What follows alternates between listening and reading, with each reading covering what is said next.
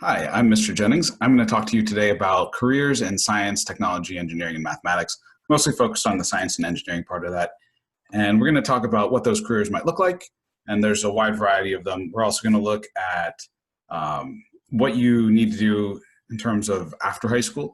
So that might be college, might be certification programs, and what you can do here at Phoenixville to help you prepare for those pathways in life. So I'm going to go ahead and take us to an exciting PowerPoint. So here we go, science, careers, and preparation. So what does this look like? All right, what we're going to do is talk about those things that I actually already just talked about, where we look at different careers and how we can help you prepare for those. So let's start off by looking at some of the different career pathways that you could have. We're going to break this down into four major categories: science, engineering, medicine, and interdisciplinary. And interdisciplinary has a lot of really interesting things where you can kind of merge art and science together, those types of things. All right, let's start with medical. So what I've done here is I've tried to break it down based on what you need to do in high school or after high school in order to get some pretty common medical related careers. So on the spectrum of you're going to be in school for a very long time, if you want to be a doctor or a surgeon or a pharmacist, you have to essentially get an advanced degree, a doctorate in pharmacy, for instance. If you want to be a pharmacist, you have to get an MD if you want to be a surgeon or a doctor. Nursing kind of spans the whole range, where you can get an associate's degree, or you can get a bachelor's degree, or you can go and get advanced degrees in nursing to become, say, a nurse practitioner, or just to become more qualified in a particular discipline. Medical technicians, you can become a medical technician or an EMT simply with a high school background, or you can train yourself up to become maybe a higher level or higher pay in those careers. And medical technician, we'll talk about what technicians do a little bit more. But generally speaking, a lot of them do want you to have an associate's or a bachelor's. Okay, so here are a bunch of different videos that I've found that look into what different people do in the medical career type of profession. I'm assuming that most of you know what doctors do, what pharmacists do, that sort of thing. So I'm not going to play all of these. I'm just going to go through and play maybe one or two. Medical appliance technicians combine a knowledge of human anatomy with math and power tools to create artificial limbs and braces. Their work supports other medical experts who use devices to help patients overcome a physical limitation. These technicians read prescriptions and detailed information about what a patient needs. They often work from a cast or impression, measuring with precision instruments and then creating an appliance or new limb with the help of design software. Typically, technicians use hand or power tools to cut and shape the new limbs. They glue, rivet, or weld the parts together. However, the use of 3D printer technology is growing rapidly, allowing for better fit and function than traditional prosthesis. In either case, the final steps include smoothing the surfaces and padding or covering them. Devices are then tested, adjusted, and eventually repaired and maintained. Requirements vary from high school or equivalent to vocational training or an associate's degree. While there are few courses available in the field of orthotic and prosthetic technician, classes in shop, math, science, and anatomy are helpful. Most learn technical skills on the job. Appliance technicians are medical mechanics. The appliances they build help people achieve physical function and form, as well as independence and productivity. All right, so that was medical appliance technician. You can look at these other videos, and this will be shared with you. We don't have time to go through every video. So let's take a look at the next area. So the next area that I have here is engineering. And again, same spectrum, high school to master's or PhD. And you can see with engineering that there's more of an emphasis on getting a four-year college degree or higher. So technicians can still find a career even with just a high school degree or high school diploma, even though associate's degrees are preferred and bachelor's degrees are sometimes necessary. Engineering, you need to get at least a bachelor's degree. And that partially depends on what type of engineering you want to do. There's lots of different engineering. Civil engineers often just have a bachelor's degree. If you want to be something like a nuclear engineer, they often have something like a master's degree or a PhD. It takes a little bit longer to, I guess, be trusted with nuclear stuff. So that's not to say that civil engineers don't sometimes get masters or PhDs, or nuclear engineers don't sometimes have bachelors, but there's the same range, but it's skewed more to one end or another, depending on what type of engineering you're interested in. All right, so we have several different videos here, and I'm going to look at civil drafters. So this is something that does not require a really advanced degree like some of the other ones.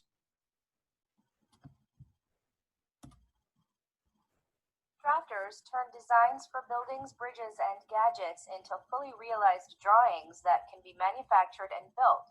Drafters use computer-aided design software to convert the sketches and specifications made by architects and engineers into technical drawings. They typically specialize in one area.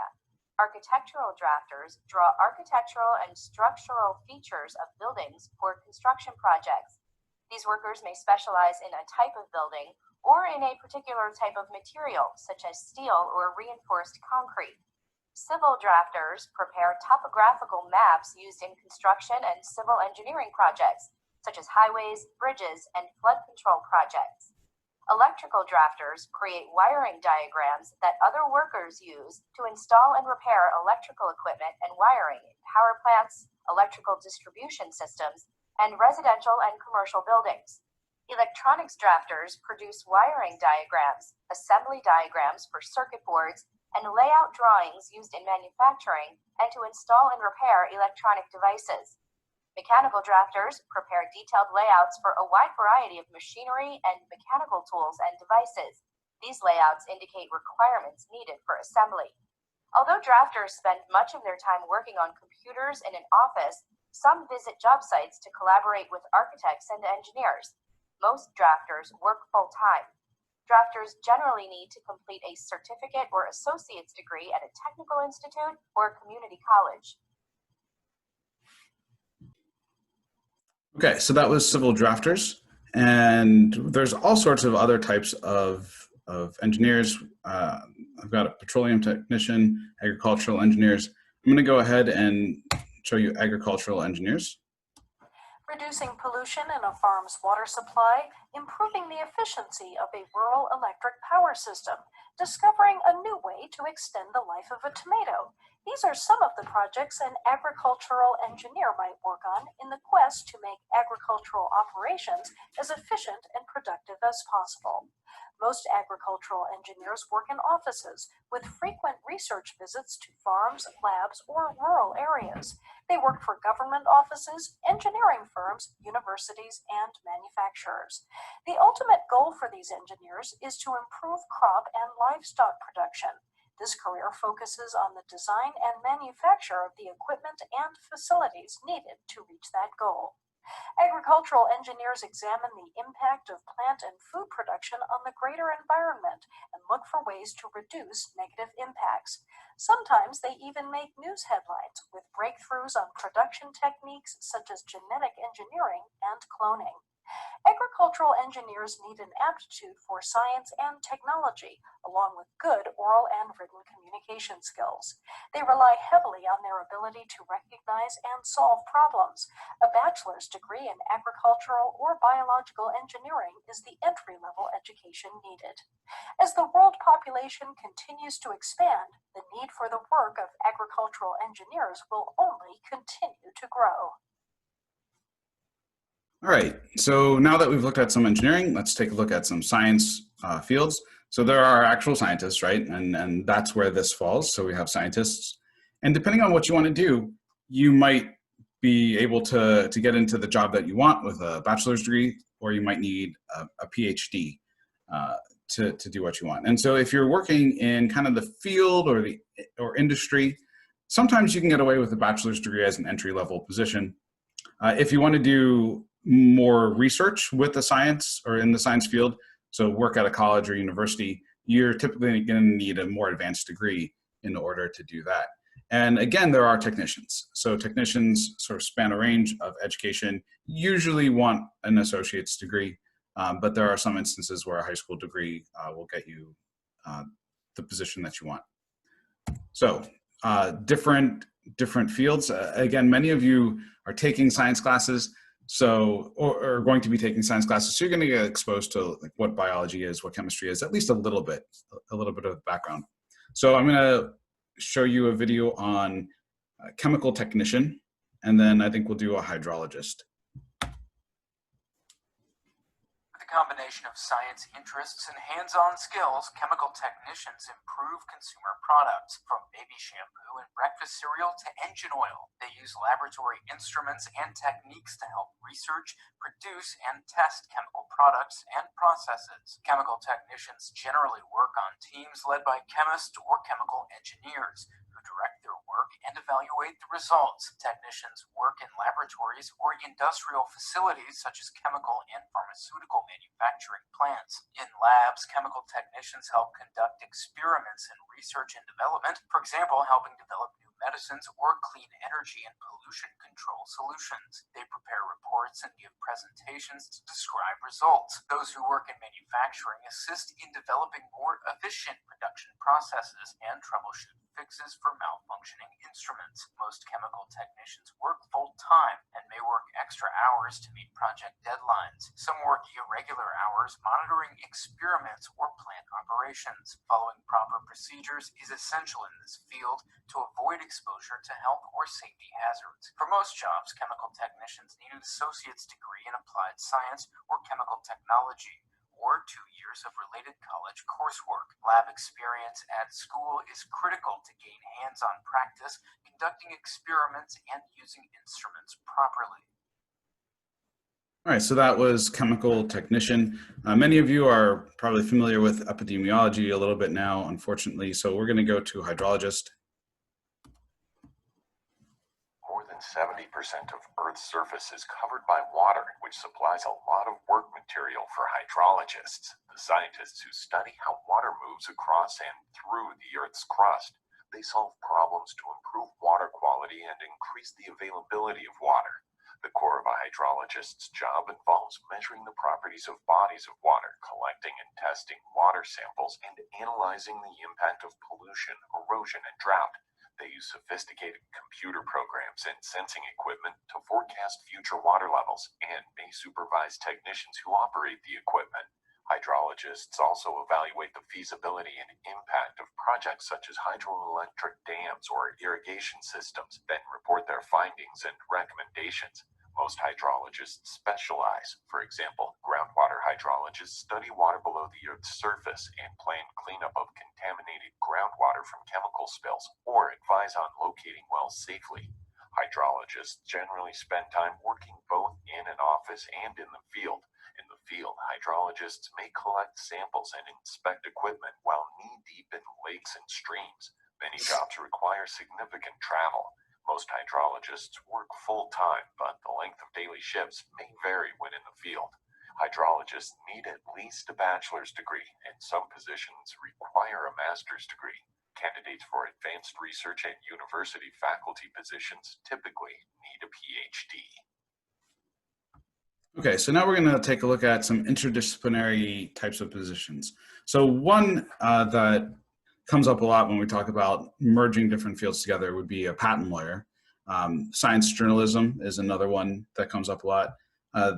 An artist, so you get artists who mix science, technology, especially technology, with their art. And then this one is kind of interesting, conservators, so people who actually restore art. So I'm going to do the artist one and the conservator one.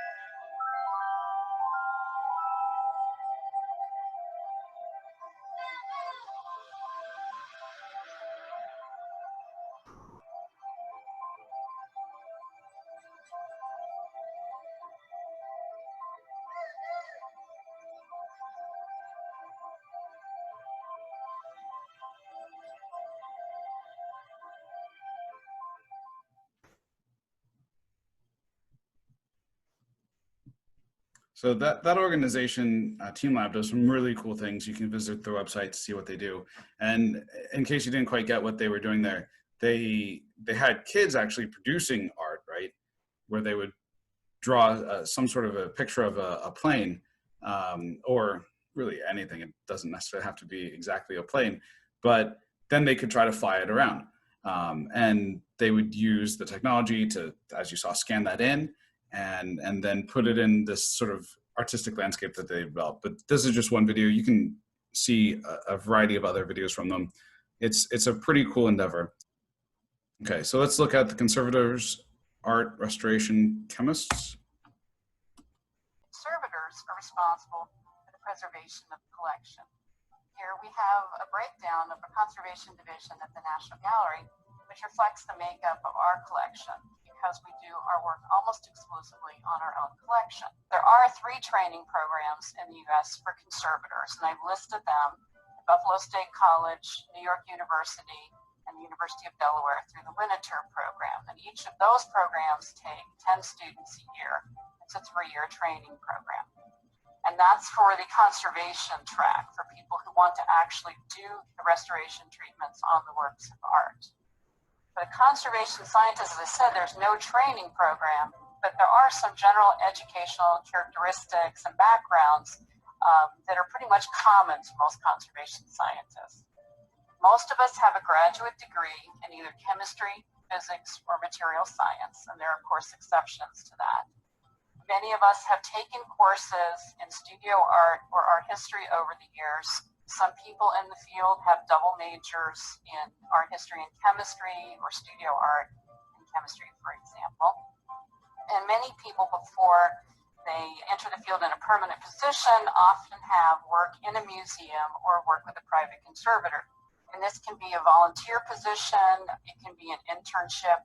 Sometimes people have worked on a research project at a university relating to conservation science. But I should make it clear the positions in conservation science are not that easy to come by.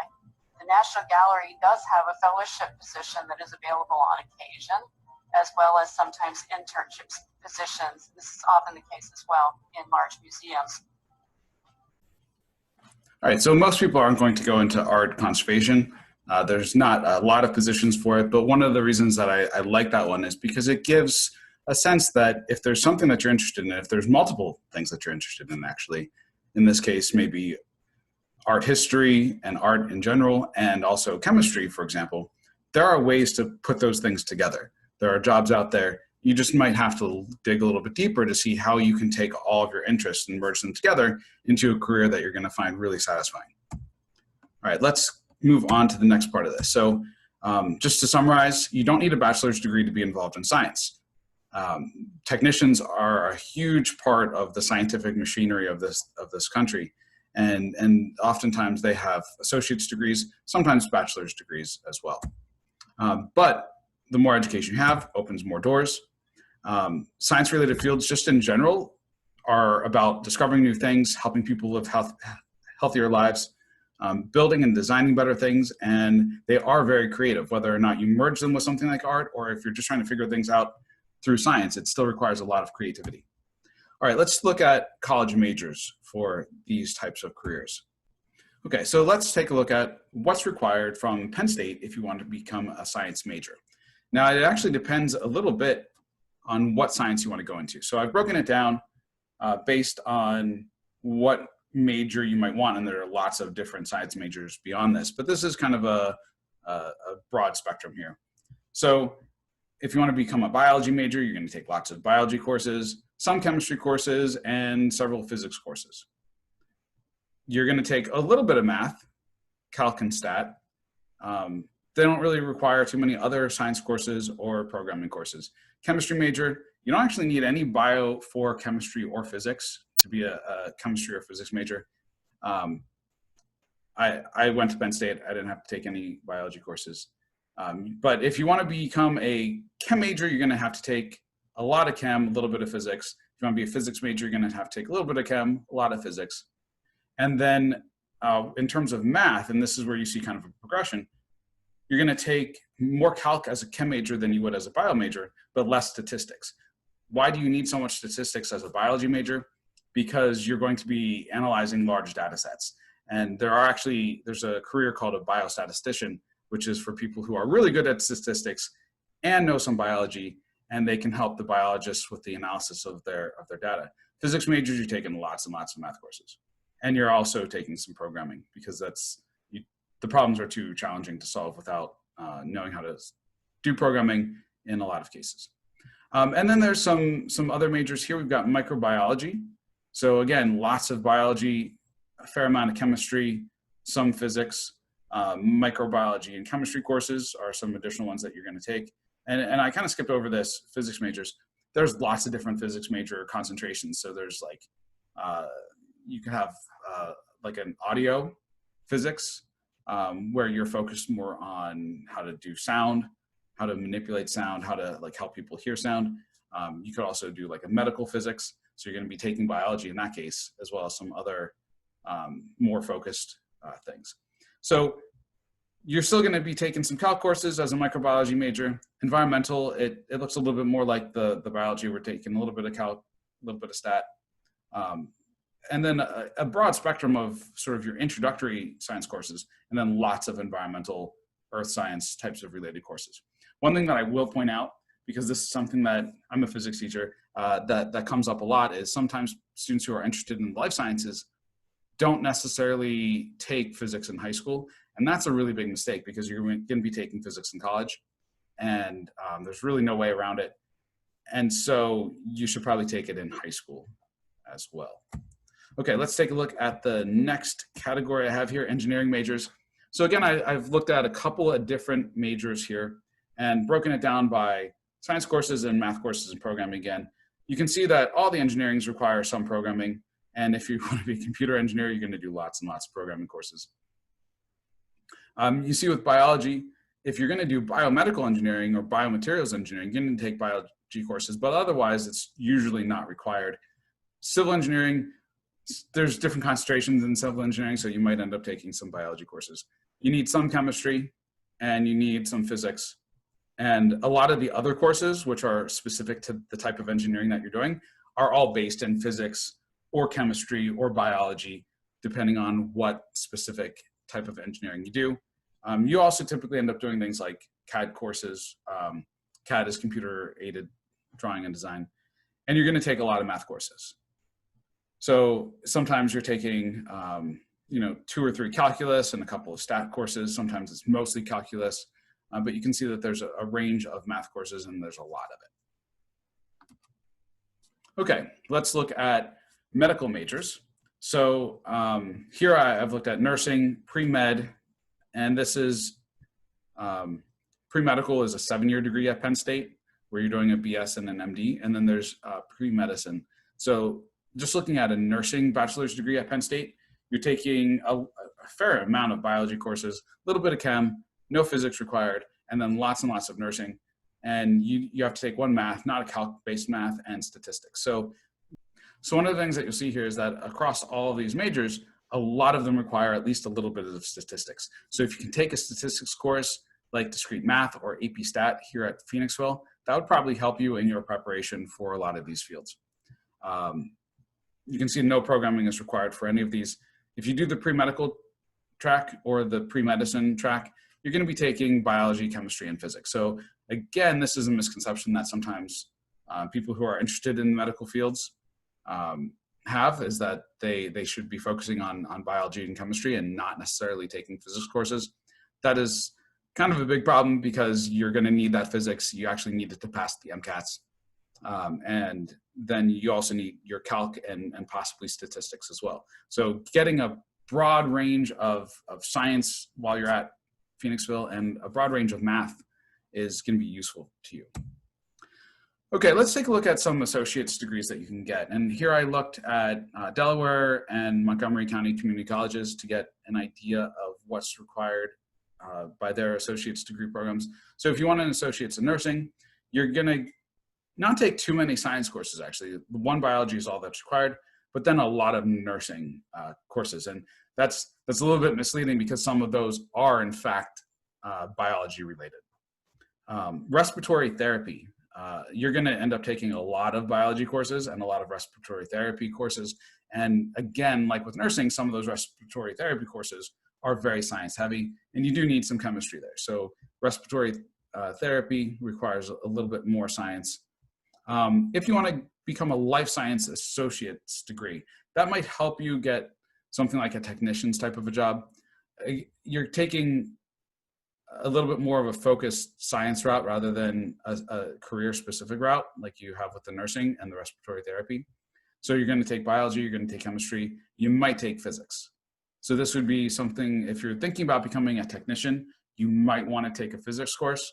But in many cases, it's not required. So here's a medical technician associate, and you're taking some science courses, some courses specific to becoming a medical technician, and no physics.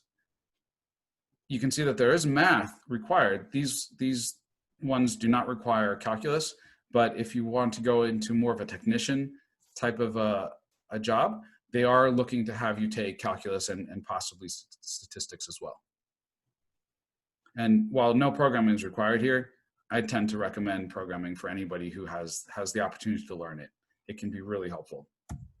Okay, so let's take a look at the last category that we have here for what you do after high school, which would be certification programs. Certification programs are a little bit harder to find. You don't necessarily just look at a college. They're offered sometimes by community colleges, by four-year colleges, and sometimes by other programs that just offer certifications. So they're out there, you just have to look for them. And one example would be an electrician apprentice. So you would enroll in an apprenticeship program, which you can find at the Philadelphia Community College. It's a one-year program, and you have to have a high school diploma, you have to be 18 years or older, you have to have passed high school algebra, and then you have to pass a general aptitude test. So that would give you the opportunity to become an electrician's apprentice. Not ready to go out on your own and do everything on your own yet, but it gives you the background that you need to ultimately become an electrician. And this is the next step in that journey. You become a journeyman. And so you have to work as an apprentice for 4 years and take an exam. And that's how you ultimately get to the point where you're an electrician.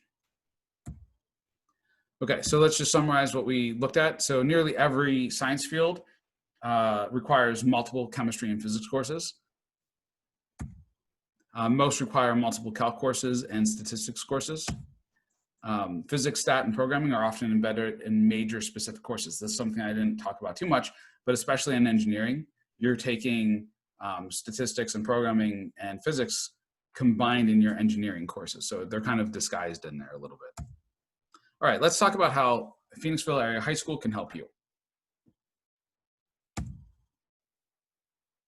So we're going to look at core courses for science and engineering bachelor's degrees. What things should you probably take at Phoenixville? And depending on what what type of courses you want to take, if you're taking them at the honors or AP level or at the college and career level, we have a variety of options for you that can help you get to where you want to go. So you're starting off in chemistry, then you're going off into biology. If you are in the AP track, you can take AP chemistry your 10th grade year as well. And then in 11th grade, you should take a physics course. And again, if you want to take an AP course, AP biology would be the right one there. AP Physics 1, if you meet the prereqs, is what you should take. And then in 12th grade, you're going to take some other science and hopefully some math electives as well. For math classes, most colleges want at least pre-calc, but recommend that you've already taken calculus. The more calculus that you have, the better in terms of preparing for a science or engineering bachelor's degree. If you're interested in becoming a technician, the pathway looks pretty similar, but you don't have to be quite as intensive into the sciences. Math is going to benefit you up through at least pre-calculus, but again, calculus is better. You're going to have to take calculus in college, most likely anyway. And here I have science and math electives. Depending on what you're interested in, that's going to determine what makes sense. If you're interested in becoming sort of like an engineering technician, something like that, you're probably going to want to take physics. If you're thinking of going more into the life sciences with becoming a technician, then you might want to do more of the things like anatomy and physiology. Okay, STEM electives at Phoenixville Area High School. So we have our AP Sciences, AP Bio, Chemistry, Environmental, AP Physics 1, which is a first year course, and AP Physics C, which is a second year course. We also have some honor science courses, which could give you some insight into different specific things: anatomy and physiology, intro to neuroscience and organic chemistry, and honors physics. And then there's some CC science selectives as well: environmental science, forensics. There's an intro to astronomy and oceanography, and there's earth and space. Okay, now there's other things that are useful if you want to go into a STEM field, particularly the science and engineering parts that I'm talking about. That would be the calculus courses and also stat. And then there's programming courses as well. And so there's the AP programming courses, but there's also this intro to engineering with MATLAB. And there's the CAD courses, which are also pretty generally applicable, especially if you want to do something in engineering or technical design. All right, now just because this is about STEM doesn't mean that there aren't any non-STEM electives that could be useful to you. So when we talk about if you want to go into research, these AP research and seminar courses are only going to help you. Communications, I think, is really useful. It's undervalued by a lot of people, I think, in the sciences. You have to be able to communicate clearly with other people.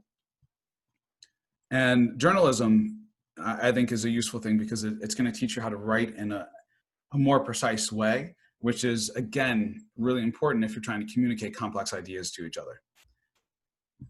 If we're talking about social and economic types of things, some of these have relations to science or math, which could be interesting and useful. And then fundamentals of business, especially if you're thinking about going into the medical profession and maybe being part of a practice or starting your own practice or just managing. So if you want to be a nurse and you want to ultimately become like a nurse manager, having some background in how business works and how management works is only going to help you as well. And then some other things that could be interesting, things like graphics, because so much of what we're doing right now is based on computer design. So designing things on a computer, graphics could be useful. And then if you're interested, the junior ROTC has several science-related courses as well, exploring flight and space.